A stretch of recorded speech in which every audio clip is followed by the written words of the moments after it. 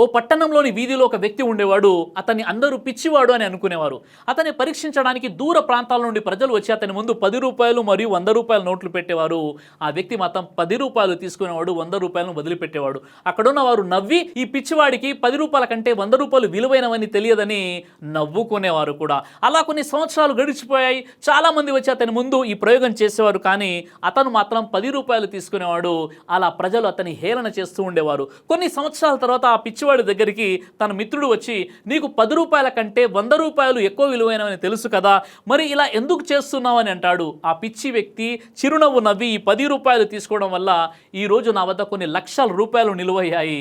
ఏ రోజైతే నేను ₹10 కాకుండా ₹100 తీసుకుంటానో ఆ రోజుతో ఇక ఈ ఆట ముగుస్తుంది. ఎవరు కూడా ఇక్కడికి రారు, నాకు డబ్బులు కూడా వేయరు.